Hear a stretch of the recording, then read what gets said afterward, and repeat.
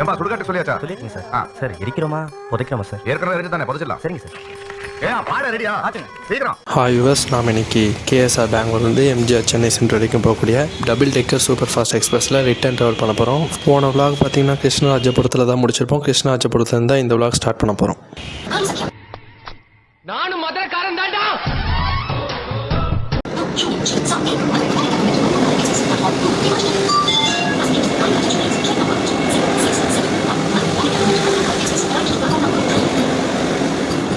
போன விளாக் மாதிரியே பார்த்தீங்கன்னா இந்த விளாகும் 2Sல தான் ட்ராவல் பண்ண போகிறோம். ஹாய் சலோ.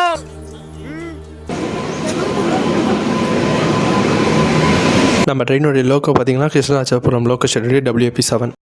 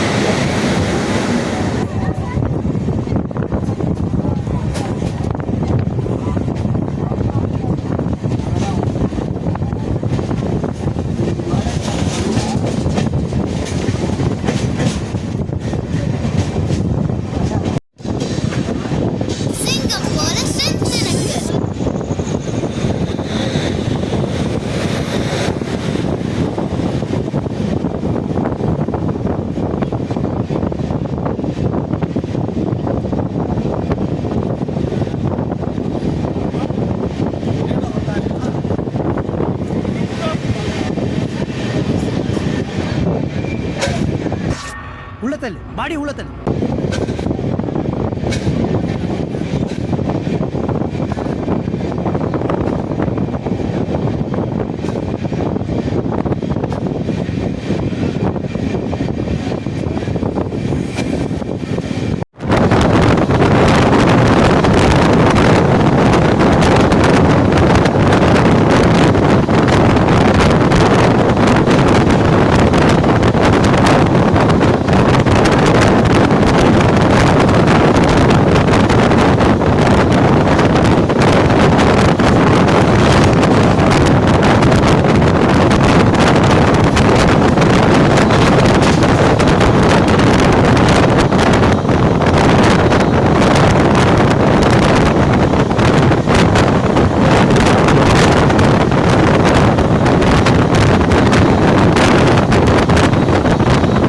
ஐயோ மீண்டும் மீண்டுமா?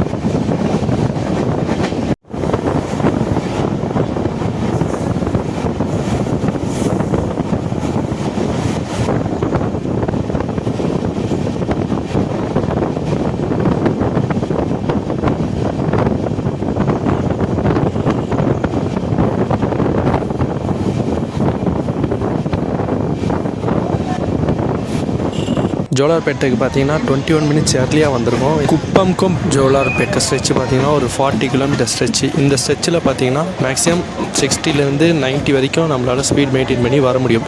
அது மாதிரி 60லேருந்து 90க்குள்ளே ஸ்பீட் மெயின்டைன் பண்ணி வந்தால் கூட நம்மளால் ஒரு 30லேருந்து 40 மினிட்ஸில் ஜோலார்பேட் ஜங்ஷன் ரீச் ஆக முடியும். ஆனால் நம்மளுக்கு ஷெட்யூல்டு டைமை விட ஆஃப் அன் ஹவர் ரொம்ப அதிகமாக கொடுத்துருக்காங்க. ஸ்லாக் டைம் ரொம்ப நிறைய கொடுத்துருக்காங்க. அது ஸ்லாக்ன்றது எக்ஸ்ட்ரா டைம் தான் ஸ்லாக்ன்றோம். அதே மாதிரி இங்கே ஜோலார்பேட்லேயும் நிறுத்தி எடுக்கிறது பார்த்திங்கன்னா ஒரு 10 மினிட்ஸ் கொடுத்துருக்காங்க.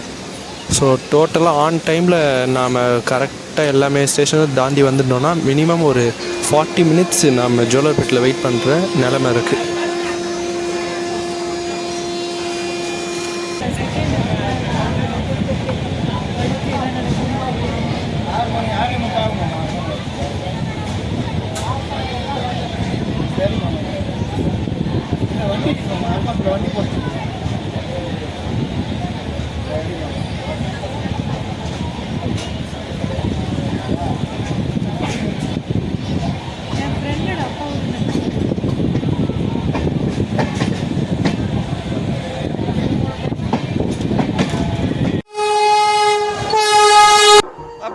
வணக்கம்டா மாப்பிள, தேனியில இருந்து அருண் பேசுறேன்.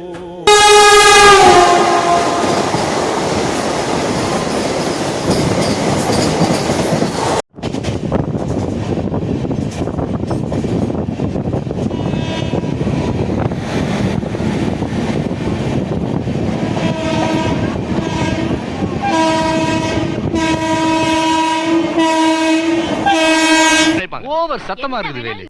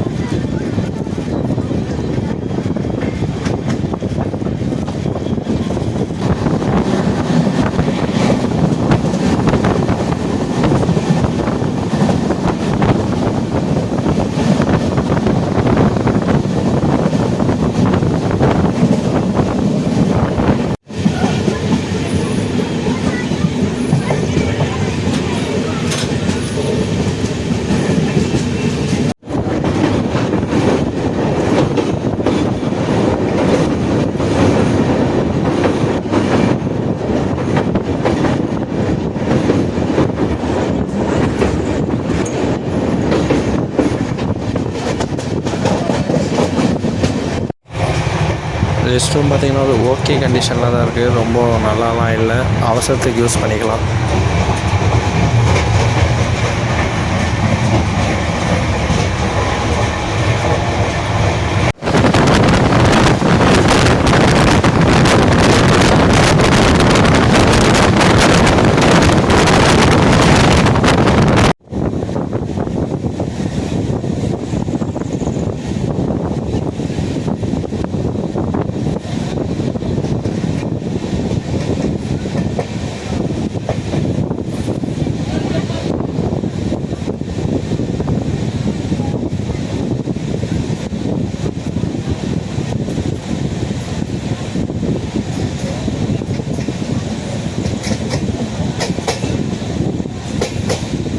நம்மளை ஜோலார்பேட்டில் நிறுத்துறதுக்கும் நாம் வந்து இப்போ இந்த ஒரு அன்ஷெடியூல்ட் ஆல்ட்ட இந்த ஸ்டேஷனில் காட்பாடிக்கு முன்னாடி ஒரு ஸ்டேஷனில் நிற்கிறதுக்கும் ஒரு காரணம் இருக்குது. அதுக்கான காரணம் என்னென்னு பார்த்தீங்கன்னா, மைசூர்லேருந்து சென்னை வரைக்கும் போகக்கூடிய வந்தே பாரத். ஒருவேளை ஜோலார்பேட்டையில் அந்த அரை மணி நேரம் ஹால்ட்டு கொடுக்கலன்னா, இந்த சென்னை டு மைசூர் போகிற வந்தே பாரத்தை விட 5 நிமிஷம் முன்னாடியே நம்மளால் சென்ட்ரல் ரீச் பண்ண முடியும். ஆனால் அவங்க அப்படி பண்ணாமல் நம்மளுக்கு ஜோலார்பேட்டில் ஒரு 40 மினிட்ஸ் வரைக்கும் நிற்க வச்சு, அதே மாதிரி காட்பாடிக்கும் ஜோலார்பேட்டுக்கு நடுவில் நம்மளை ஓவர்டேக் பண்ண வச்சு வந்தே பாரத்தை முன்னாடி அனுப்பி, அதுக்கப்புறமா ஒரு 25 நிமிஷம் கழித்து வந்தே பாரத் ரீச் ஆகி ஒரு 25 நிமிஷம் கழித்து தான் நம்மளால் சென்ட்ரல் ரீச் பண்ண முடியும். இதுலேருந்து நம்மளுக்கு என்ன தெரிய வருது அப்படின்னு பார்த்தீங்கன்னா, வந்தே பாரத்தால் மற்ற ரெகுலர் ட்ரெயின்ஸுக்கு ஸ்பீடு குறைக்கப்பட்டிருக்குன்னு சொல்லுவாங்க. அது பார்த்திங்கன்னா 100லேருந்து 200% உண்மை. நம்ம ட்ரெயின் மட்டும் கிடையாது, நம்மளுடைய லால்பாக் இதே ரூட்டில் போடக்கூடிய லால்பாக்கு பார்த்திங்கன்னா கோயம்புத்தூர் வந்தே பாரத், கோயம்புத்தூர்லேருந்து சென்னை போகக்கூடிய கோயம்புத்தூர் வந்தே பாரத்துக்கும் நிற்க வச்சு, அரக்கோணத்துலேருந்து சென்னையிலேருந்து காட்பாடிக்கு நடுவில் எங்கேயா நிற்க வச்சு கோயம்புத்தூர் வந்தே பாரத்தை கண்டிப்பாக ஓவர்டேக் பண்ண வைப்பாங்க. அதே மாதிரி சென்னை எக்மோர்லேருந்து மதுரை வரைக்கும் போகிற வைகை எக்ஸ்பிரஸையும் பார்த்திங்கன்னா சென்னை திருநெல்வேலி வந்தே பாரத் ஓவர்டேக் பண்ணோம்.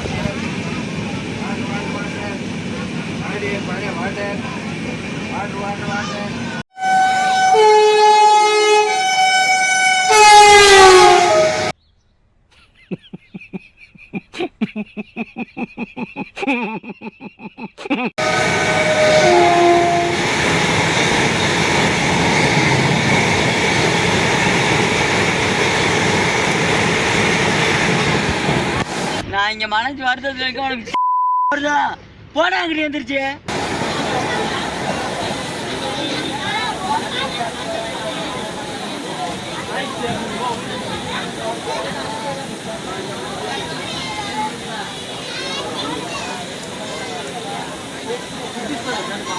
அதே மாதிரி பார்த்திங்கன்னா ஜோலார்பேட்டில் 1/2 hour to 40 minutes நிற்க வச்சு, இந்த ஸ்டேஷனில் அன்ஷெடியூல் ஆல்ட்ட 20 minutes கிட்ட நிற்க வச்சுருக்காங்க. நம்மளுக்கும் வந்தே பாரத்துக்கும் கிட்டத்தட்ட 20 minutes டிஃப்ரென்ஸ் இருக்குது டைமில்.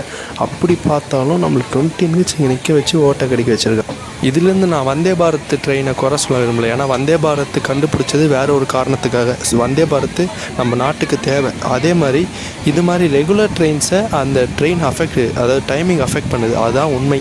அந்த டைமிங் அஃபெக்ட் பண்ணாமல் பார்த்துக்க வேண்டியது இந்தியன் ரயில்வேஸோடைய பொறுப்பு. அதுக்கேற்ற டைமிங் அவங்க கரெக்டாக அலர்ட் பண்ணணும். பார்த்திங்கன்னா 1/2 hour வெட்டியாக நம்ம ஜோலார்பேட்டில் நிற்கிறதுக்கு அதுக்கு முன்னாடியே நம்மளால் வர முடியும். ஒருவேளை அதுக்கு முன்னாடி வர மாதிரி இருந்தால் வந்தே பாரத்தை விட இந்த ட்ரெயினுக்கு ப்ரிஃபரன்ஸ் ஜாஸ்தியாக இருக்குன்ற ஒரே ஒரு காரணத்தினால நம்மளை வந்தே பாரத்தை நிற்க வச்சு ஓவர்டேக் பண்ண வச்சுட்டு அப்புறம் நம்மளை அமுச்சு வைக்கிறாங்க. இந்த மாதிரி டைமிங்கை மாற்றி எக்ஸ்ட்ரா ஷெட்யூல் கொடுத்து நிற்க வச்சு ஓவர்டேக் பண்ண வைக்கிறது தமிழ்நாட்டில் மட்டும் கிடையாது, இந்தியாவில் ஓடக்கூடிய எல்லா வந்தே பாரத் ரூட்டில் அந்த டயத்தில் கரெக்டாக போகக்கூடிய ட்ரெயின் எல்லாத்துக்குமே இந்த ஓவர்டேக் நடக்கும். அதே மாதிரி எக்ஸ்ட்ரா ட்ரெயின் கொடுத்து அந்த ட்ரெயினுடைய வேகத்தை குறைச்சிருப்பாங்க.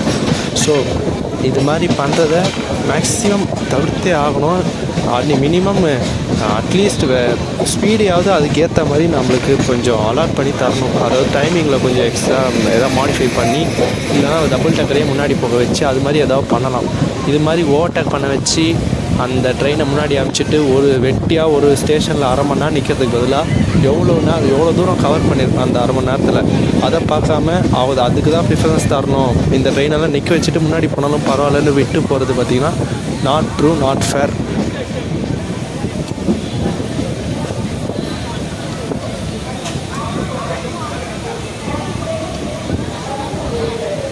வந்தே பாரத் மட்டும்தான் நம்ம ட்ரெயினுக்கு சம்பவம் அடித்தான்னு கேட்டிங்கன்னா கிடையாது. ஏன்னா அன்ரிசர்வ்டில் ட்ராவல் பண்ணுறவங்க நம்ம ட்ரெயினில் ஏறி, அதாவது ஃபுல்லி ரிசர்வ்டான நம்ம ட்ரெயினில் ஏறி ட்ராவல் பண்ணுறாங்க போன விலாக் மாதிரி. ஆக மொத்தம் இந்த 2 years ஆட் பண்ணதில் பார்த்திங்கன்னா டபுள் டக்கருக்கு எங்குத்து பட்டாலும் அடி மேலே அடியாக விழுந்துட்டு தான் இருக்குது.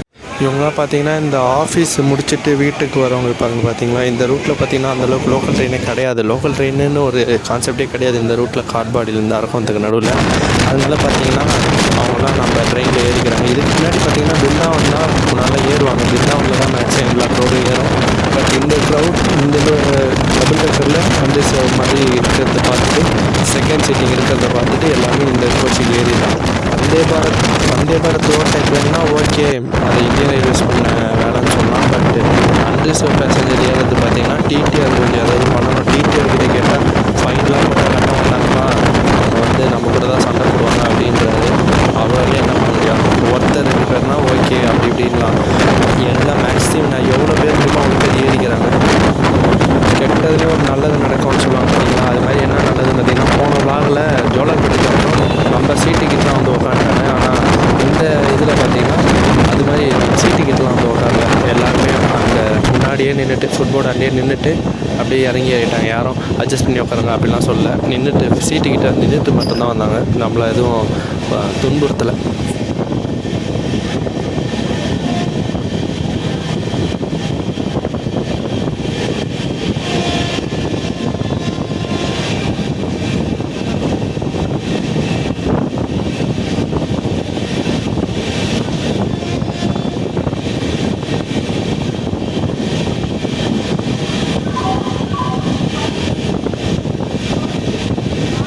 ஓகே, கார்பாடிக்கும் அரக்கோணத்துக்கும் நடுவில் தான் வருவாங்கன்னு பார்த்தீங்கன்னா, அரக்கோணத்துக்கு அப்புறமா லோக்கல் ட்ரெயினில் போக வேண்டியவங்கலாம் இந்த ட்ரெயின் எக்ஸ்பிரஸ் வரதை பார்த்துட்டு இதில் வந்து ஏறிட்டாங்க. லோக்கல் ட்ரெயினில் டிக்கெட் வாங்கிட்டு இந்த ட்ரெயினில் வந்து ஏறிட்டு லோக்கல் ட்ரெயினோட சீக்கிரம் போய்ட்டுன்ற ஒரு காரணத்தினால இந்த ட்ரெயினில் லோக்கல் ட்ரெயின் டிக்கெட் வச்சுட்டு நிறைய பேர் ட்ராவல் பண்ணாங்க. காட்பாடி தாண்டி நம்ம ட்ரெயினில் அந்த சைட்லேயே ட்ராவல் பண்ணக்கூடாது மொதல் விஷயம். அதுக்கும் இல்லாமல் சூப்பர் ஃபாஸ்ட்டு கேட்டகரி டிக்கெட்டு கூட வச்சு இல்லை. அந்த 5 ரூபா லோக்கல் ட்ரெயின் டிக்கெட் பார்த்திங்கன்னா மேக்ஸிமம் 15 ரூபா தான் இருக்கும்.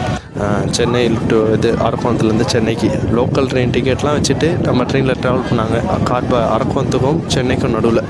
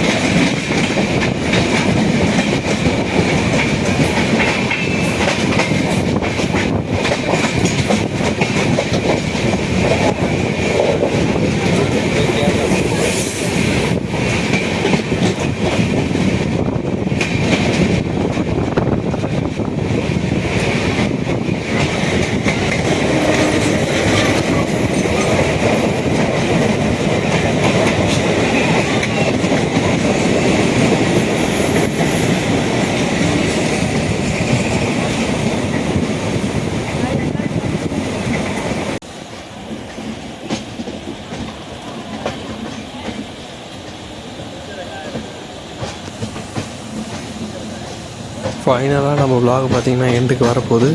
நான் போன விலாகில் சொன்னதும் ஒன்று தான், இந்த விலாகில் சொல்கிறதும் ஒன்று தான்.